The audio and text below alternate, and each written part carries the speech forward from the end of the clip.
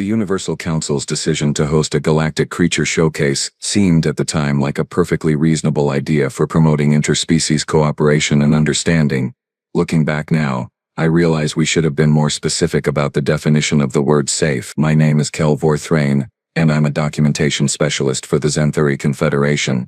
We're a peaceful species, standing roughly 4 feet tall with crystalline skin that shifts colors based on our emotional state. Right now, remembering that day, I'm probably cycling through about 15 different shades of regret mixed with residual terror. The invitation had gone out to all 73 member species of the Galactic Assembly.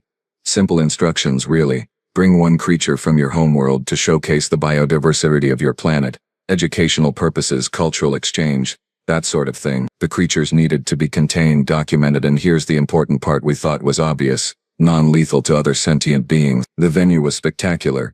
The Harmony Station's main exhibition hall, a massive dome structure with climate-controlled environments for different species comfort zones. We'd set up individual display areas, each roughly 20 meters square, with appropriate barriers and environmental controls, medical teams standing by, security protocols in place, insurance forms filed in triplicate. I'd been excited, honestly. My job was to catalog each species' contribution, take notes on their unique evolutionary adaptations, and compile everything into an official record. Easy assignment. Educational, boring in the best possible way. The first arrivals set exactly the tone we'd hoped for. The Maluvian ambassador brought something they called a fluff hopper, which was essentially a ball of purple fur with 6 tiny legs and eyes that looked like they'd been drawn on by a child with a marker. It made a sound somewhere between a hiccup and a sneeze. Adorable, completely harmless. It mostly just bounced around its enclosure eating synthetic vegetation pellets. The Kraven Collective presented their contribution next. A bioluminescent swimmer from their methane seas. Beautiful creature, really. It floated in its specially designed tank, pulsing with soft blue and green lights, occasionally releasing small bubbles that shimmered in patterns the Kraven explained were a form of communication. Peaceful, elegant, exactly what we were going for. Then came the Thoraxians with their singing stones. Yes, rocks. Living rocks that hummed in harmonic frequencies. The Thoraxians are silicon-based themselves, so I suppose it made sense to them. But watching a delegation of insectoid beings proudly present 3 boulders that occasionally vibrated was, well, it was certainly something. Harmless, though. You really can't get much safer than a rock. The Yithrin brought a small aerial creature with translucent wings and a body that seemed to be made of solidified mist. It drifted through its enclosure like a living piece of art, occasionally dispersing into a cloud before reforming itself. The Yithrin ambassador explained it fed on ambient electromagnetic radiation. No teeth, no claws, no digestive system in any traditional sense. Perfect. Even the notoriously intense Drokther species warrior culture and all brought something surprisingly gentle, a 6-legged herbivore from their homeworld's northern forests, with thick armor plating and a disposition so docile it had fallen asleep during its own presentation. The Drokther looked almost embarrassed by how peaceful their contribution was. Everything was going wonderfully. My notes were filling up with descriptions of gentle creatures, interesting adaptations, and absolutely zero incidents requiring medical intervention. My crystalline skin had settled into a pleasant amber color, the Zenthuri equivalent of contentment. That's when the humans arrived. Now, we'd all heard stories about humans. They'd only joined the Galactic Assembly about 8 standard cycles ago, and their reputation was, shall we say, complicated. Something about their planet being a death world, whatever that meant. Stories about their absurd durability, their bizarre risk-taking behavior, their tendency to treat dangerous situations as recreational activities. But stories are just stories, right? The human delegation consisted of 3 individuals. The leader introduced himself as Jackson Thorne, representing Earth's Biodiversity Institute, tall by human standards, with dark skin and an expression that I would later recognize as someone trying very hard not to smile. The other 2 humans were apparently handlers, both wearing thick protective gear that seemed at the time like overkill. Behind them they were pushing a massive container on a hovering platform. The container was metal, reinforced, and had more warning labels than I'd ever seen on a single object. Biohazard symbols, danger warnings, something in human script that I later learned translated to "do not tap on glass." "Excuse me," I said, my skin flickering to a concerned yellow-green. "What exactly do you have in there?" Jackson Thorne's smile widened. "Oh, don't worry. It's just a little representative from Earth's aquatic ecosystems. Nothing too extreme." The way he emphasized too extreme made my skin flash straight to alarm orange. "It is contained, yes?" asked Valorna, The Kraven security chief, her tentacles curling defensively. Absolutely, Jackson assured her, patting the container with what I felt was dangerous casualness. Triple reinforced containment. Fed 2 hours ago, so he should be pretty calm. Probably. That word should have been our first warning. Jackson Thorne wheeled the container into the designated human display area, and I noticed several things simultaneously. First, the container was filled with water, murky and dark. Second, there was something large moving inside it, something that made the water ripple and slosh with disturbing weight. Third, every single human in the delegation had taken 3 steps back from the container, which seemed like a really bad sign. Ladies, gentlemen, and honored representatives of all configurations, Jackson announced with the confidence of someone who absolutely knew what kind of chaos he was about to unleash. May I present Earth's saltwater crocodile, Crocodilus porosus, apex predator, one of the most successful evolutionary designs in our planet's history. This particular specimen is a juvenile male, approximately 4.2 meters long, weighing in at around 450 kilograms. He pressed a control and the front panel of the container slowly transformed from opaque metal to transparent viewing glass. I want you to understand something. In my 7 decades of life, I had never experienced true instinctual terror. The Zenthuri evolved on a world with virtually no predators. We simply don't have the genetic memory of being prey. Our fear responses are learned, intellectual, based on rational assessment of danger. But when that glass cleared and I saw what was inside, something ancient and primal in whatever corner of my brain still remembered the early days of evolution on any world screamed at me to run. The crocodile was perfectly still in the water, suspended like a submarine waiting to strike. Its body was covered in thick, armored scales that looked less like skin, and more like interlocking plates of organic battle armor, dark greenish-brown on top, pale underneath, built like a biological tank designed by something that really understood the concept of overkill. But it was the head that truly horrified me. Long, powerful, shaped like a battering ram covered in teeth. And those teeth, oh those teeth, when the creature's mouth was closed, they were still visible, protruding at irregular intervals like some kind of nightmare fence. They weren't the neat uniform teeth of other predators I'd seen in xenobiology texts. They were chaotic, overlapping, designed by evolution's cruelest imagination. And the eyes. The eyes were the worst part. They sat on top of its skull, positioned so it could see above water while the rest of its body remained submerged and hidden. Right now, those eyes were fixed on us with an intelligence that was deeply unsettling. Not sentient intelligence, no, something colder, calculating, patient, the look of something that had spent millions of years perfecting the art of killing and saw absolutely no reason to change the formula. My skin cycled through colors so fast I probably looked like a malfunctioning light display. I wasn't alone. The Maluvian ambassador had gone completely pale, their fur standing on end. The Thoraxian delegation was clicking their mandibles in alarm patterns. Even the Drakthar warrior, the one whose species prided themselves on fearlessness, had taken several steps backward. That, Belorna said slowly, her tentacles coiled so tight they looked painful, is your contribution. That is what you consider appropriate for a peaceful cultural exchange. Jackson shrugged, and I swear there was amusement in his eyes. You said to bring a creature from our world. This is a creature from our world. Pretty common one, actually. We have about 200,000 of these guys in the wild, maybe more. They live in rivers, swamps, coastal areas. You know, regular habitats. Regular?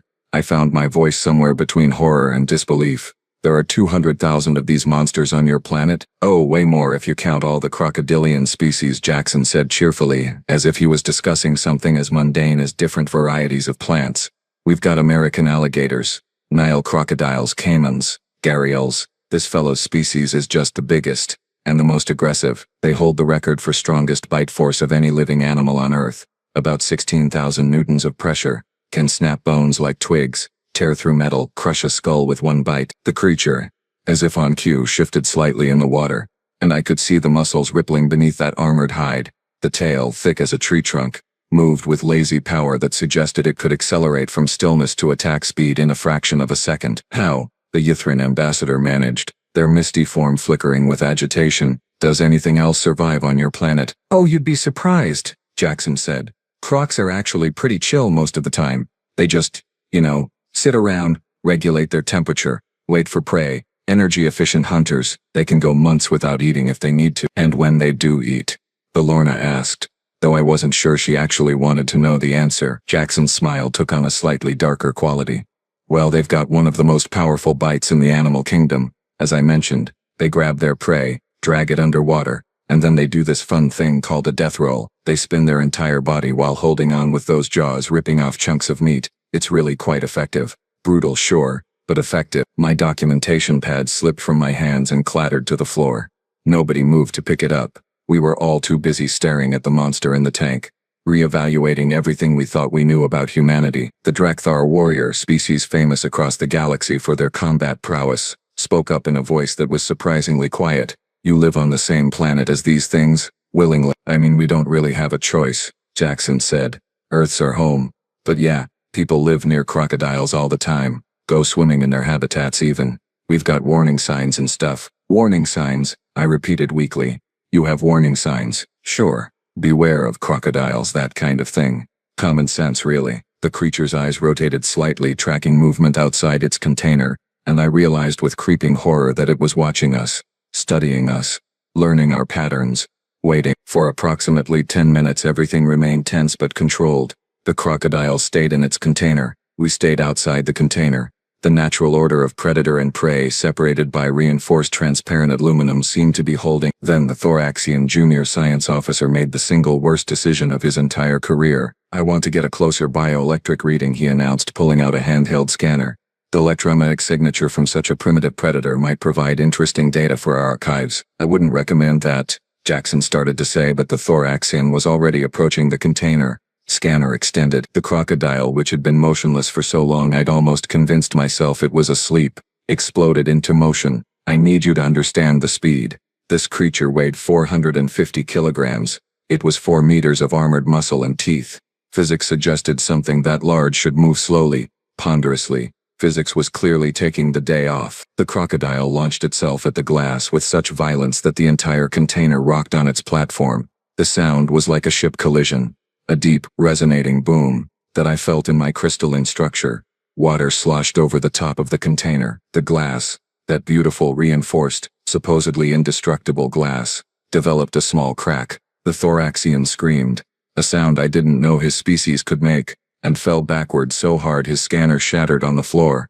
My skin flashed pure white, the Zenthari color for absolute terror. Every species in the exhibition hall was suddenly scrambling backward. Instinct overriding rational thought. Okay, everybody stay calm, Jackson said, which is what humans apparently say right before everything gets significantly worse. The glass is fine. It's rated for this. Probably.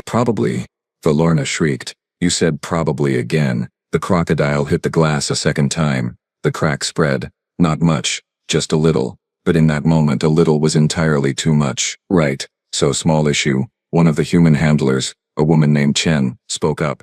The containment unit might be slightly less reinforced than our paperwork indicated. Budgetary concerns.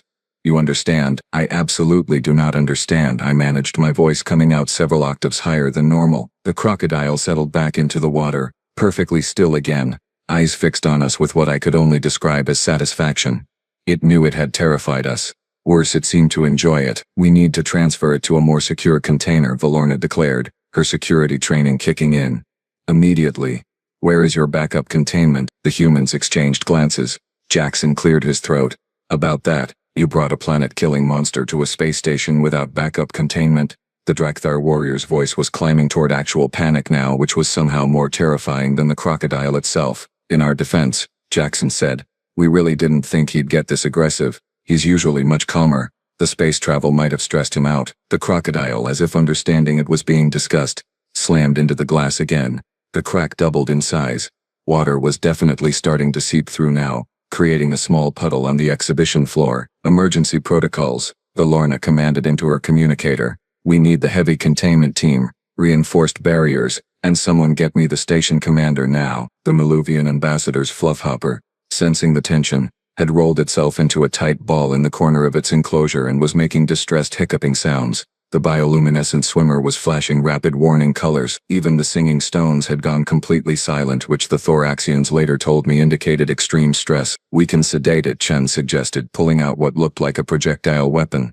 Standard tranquilizer should put him down for a few hours. How long does it take to work? I asked. On Earth mammals?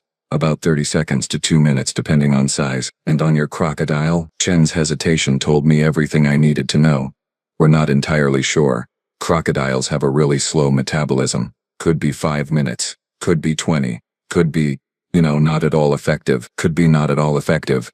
My skin was now cycling through colors that didn't even have names in Standard Galactic. The station's heavy containment team arrived. 6 security personnel from various species, all armed with containment foam projectors and energy barriers. They took one look at the crocodile, then looked at Valorna with expressions that clearly said they had not signed up for this. Right. The team leader, a bulky Horvathian, said slowly. So, the plan is to what exactly? Move the murder beast from the cracked container to a secure one. While it's conscious and angry, the technical term is agitated, not angry, Jackson corrected. Crocodiles don't really experience emotion the way sentient species do. It's more like instinctual response patterns, territorial behavior, predatory drive. I don't care if it's writing poetry in there, the Horvathian snapped. How do we move it without anyone dying? Another crack appeared in the glass, this time without the crocodile even hitting it, just spreading.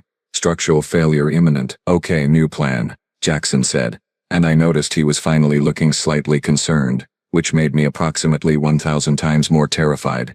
We're going to need to drain the water first. Crocs are less mobile on land, relatively speaking. Relatively speaking, I echoed weakly. Chen fired the tranquilizer through a special port in the container. The dart hit the crocodile in the shoulder, or what I assumed was the shoulder under all that armor. The creature didn't even flinch. It just turned its head slowly, looked directly at Chen with those cold, calculating eyes, and I swear it looked offended. How long now? Valorna demanded. Could be any minute, Chen said hopefully. The crocodile remained completely alert, utterly unaffected, and increasingly interested in the activity outside its failing container. The Thoraxian who'd started this whole mess was being treated for shock in the corner. His mandibles were clicking so fast, they were almost humming. I felt a certain kinship with him at that moment. Someone, the Yithrin ambassador said, their misty form practically vibrating with stress. Please explain to me how your species survived long enough to develop space travel. Jackson actually laughed. People ask us that a lot. The glass developed a third crack.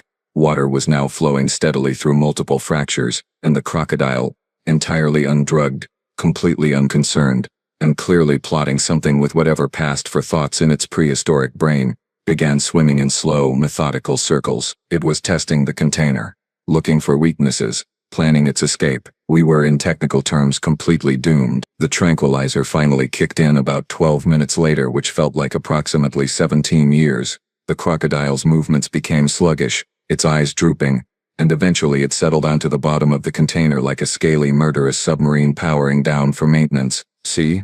Jackson said brightly. Totally under control. The containment team, working with extreme caution and approximately 15 different safety protocols, managed to transfer the sedated crocodile to a military-grade holding unit that the station commander had authorized, looking absolutely furious about the entire situation. The new container was rated to hold Class 7 hazardous materials. The crocodile was, apparently, Class 8. Once the immediate crisis had passed and my skin had finally settled back to something resembling a normal color, we all gathered in the station's conference room for what Valorna diplomatically called a debriefing, and what I would call an intervention about humans and their terrible life choices. All right, Valorna began, her tentacles still slightly coiled with residual stress. I think we all deserve an explanation. What in the name of the 17 spiral galaxies makes you think that creature is acceptable to bring to a peaceful exhibition? Jackson leaned back in his chair with the casual confidence of someone who had just almost gotten everyone killed and somehow didn't see the problem. It's a crocodile. They're everywhere on Earth. Common wildlife. Kids learn about them in school. There are nature documentaries. Some places even have crocodile farms for tourism. Tourism, the Drakthar warrior repeated, his voice flat. Your people pay to see these things. Well, yeah, they're fascinating.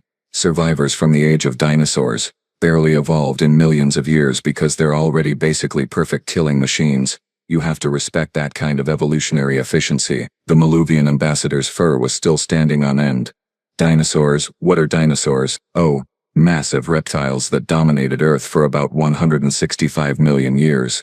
Most of them died out in a mass extinction event around 66 million years ago. Asteroid impact. Really catastrophic. Killed about 75% of all species on the planet. A horrified silence fell over the conference room. Your planet, I said slowly. My skin flickering between colors as I tried to process this information. Was hit by an extinction-level asteroid? Oh sure. Several times throughout geological history, Jackson said cheerfully. The dinosaur one was just the most recent major impact. We get smaller asteroids fairly regularly, meteors burning up in the atmosphere every day. It's actually quite beautiful if you watch the night sky. And the crocodile survived this? Valorna asked. The asteroid that killed 75% of all life. Crocodilians are survivors. They can go months without food. They can survive in both freshwater and saltwater. They can regulate their metabolism based on environmental conditions. When times are tough, they just hunker down and wait it out. It's actually one of the reasons they're such successful predators. Chen, who had been quiet since the tranquilizer incident, decided to add her perspective. Earth's a pretty intense place. Biologically speaking, we've got everything from microscopic bacteria that can survive in volcanic vents to massive whales in our oceans. The crocodile's dangerous. Sure, but it's far from the scariest thing on our planet. Far from? I couldn't help the outburst. What could possibly be scarier than 4 meters of armored predator with a bite force that can crush metal? Box jellyfish, Jackson said immediately. Tiny little thing. Practically transparent venom can kill you in minutes. Or blue-ringed octopus, same deal. Cute as anything, deadly as they come. Then there's the hippopotamus. Kills more people in Africa than crocodiles do. Territorial herbivores turns out are surprisingly aggressive. Oh, and mosquitoes. Definitely mosquitoes. Those little insects kill about 700,000 humans per year through disease transmission. My documentation pad, which I'd finally retrieved, nearly slipped from my hands again. Insects kill 700,000 of you per year. Malaria, dengue fever, yellow fever, Zika virus, Chen listed casually. Mosquitoes are vectors for all kinds of diseases. Really annoying too. The buzzing sound they make is incredibly irritating. The Thoraxian delegation was clicking their mandibles in what I now recognized as absolute disbelief. The Ythrin ambassador had dispersed into mist and was having trouble reforming. Let me see if I understand correctly. Valorna said, her voice carefully controlled. Your planet has survived multiple extinction events. It's populated by creatures that can go months without food while being able to crush metal with their jaws. You have tiny, nearly invisible organisms that can kill with a touch. Your herbivores are somehow more dangerous than your carnivores, and tiny flying insects kill more of your species annually than most wars kill across the entire galaxy. That's a pretty good summary, Jackson agreed. You didn't even mention the plants. The plants? Oh yeah, plenty of poisonous plants. Some that can cause chemical burns just by touching them. Giant hogweed, poison ivy, manchineel trees. Australia's got a plant called the Jimpy that causes pain so severe people have considered self-termination just to make it stop. Nature's creative on Earth. Why? The Drakthar warrior asked, and I heard genuine confusion in his voice. Would you ever leave your protected settlements? Why would you go into nature at all? Jackson looked genuinely puzzled by the question. Because it's beautiful? Because it's our home? Humans are adaptable. We learn, we prepare, we take calculated risks. Yeah, Earth's dangerous. But it's also incredible. The biodiversity, the ecosystems, the sheer tenacity of life. Everything on our planet is trying to survive and they've all gotten really good at it. By being terrifying, I muttered. By being effective, Jackson corrected gently. The competition judges who had been silent throughout this entire exchange finally spoke up. The head judge, an elderly Corvian with wisdom wrinkles and 4 eyes that had seen far too much today, cleared her throat. After considerable deliberation and consultation with station medical staff, legal advisors and quite frankly trauma counselors, we have reached a decision regarding the Galactic Creature Showcase. We all waited. The human entry is disqualified on grounds of being absolutely inappropriate for a cultural exchange focused on peaceful biodiversity. Jackson nodded, looking unsurprised. However, the judge continued, we are also awarding Earth a special commendation for evolutionary resilience and survival adaptability. Because clearly any species that can thrive on that nightmare planet deserves some form of recognition. We'll take it, Jackson said with a grin. The regulations came down 3 days later. Official Galactic Assembly Resolution 707043B, which everyone now informally calls the Human Safety Protocol, or less charitably, the Please Stop Bringing Monsters to Space Stations Act. The new rules were extensive. Any species submitting creatures for exhibition must now provide comprehensive threat assessments, verified by at least 3 independent xenobiological experts. Predators above a certain size are banned entirely. Venomous creatures require special permits, and in a clause that was clearly written with Earth specifically in mind, Any creature from a Class 4 or higher hazard world must undergo a minimum 6-month evaluation period before being approved for public display. Earth, naturally, was immediately classified as a Class 9 hazard world, the only Class 9 in the known galaxy. The classification board wanted to create a Class 10 specifically for Earth, but that would have required updating 60,000 years of xenobiological standards, so they settled for adding an asterisk next to the Class 9 rating that essentially reads, "No, seriously, everything on this planet is dangerous." Valorna told me later, over drinks that I very much needed, that the station commander had received formal complaints from 47 different species representatives, not about the human specifically, but about the psychological distress caused by proximity to the crocodile. The Miluvian ambassador's fluffhopper still won't come out of its ball. The singing stones haven't hummed a single note since the incident. There's talk of compensation claims, but here's the thing that keeps me awake during my rest cycles. The humans didn't bring the crocodile to be malicious. They genuinely, honestly, truly thought it was a reasonable choice. Jackson showed me pictures on his datapad before they left. Humans swimming in rivers where crocodiles live. Children learning about them in educational facilities. Entire tourism industries built around observing them safely. Safely being a very relative term in human vocabulary. I did more research after they left. I couldn't help myself. The morbid curiosity that comes from meeting a species that somehow weaponized their entire ecosystem and then just decided to live there anyway. Earth has 5 major extinction events in its geological record.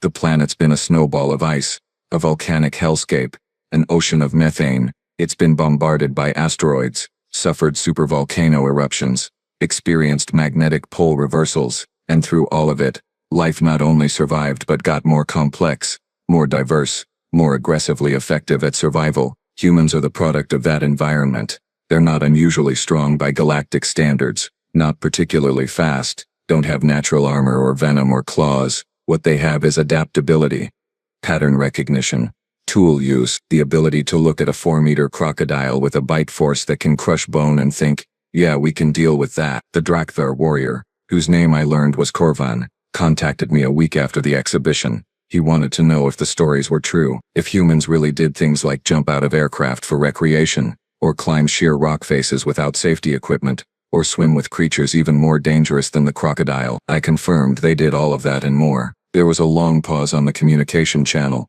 Then Korvan said something I'll never forget.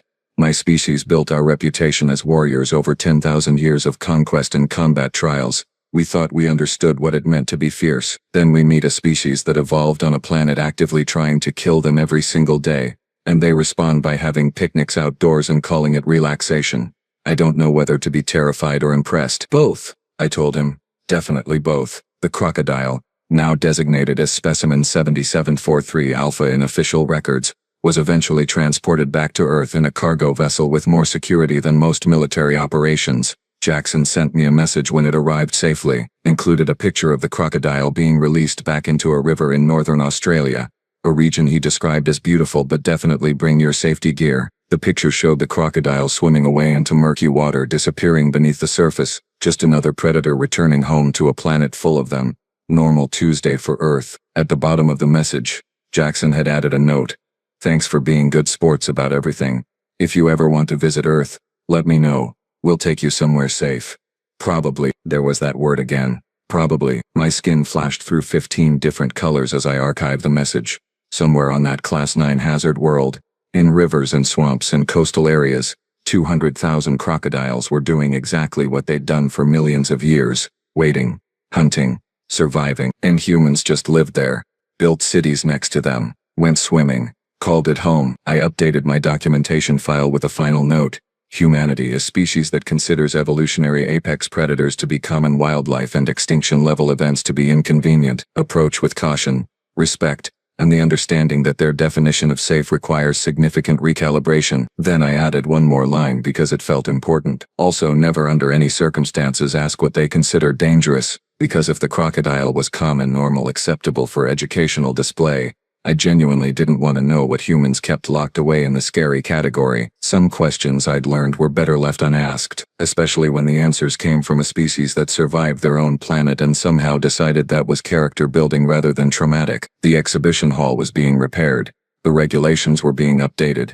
Insurance premiums for any event involving humans had tripled. And somewhere in the galaxy, The next human delegation was probably packing for their next cultural exchange, completely unaware that the rest of us were already preparing emergency protocols, because if there's one thing I learned from the Great Crocodile incident of Stardate 471, it's this: when humans say don't worry, start worrying immediately. When they say it's perfectly safe, update your will. And when they say you should see the other creatures we have back home, just smile, nod, and be grateful they didn't bring those instead.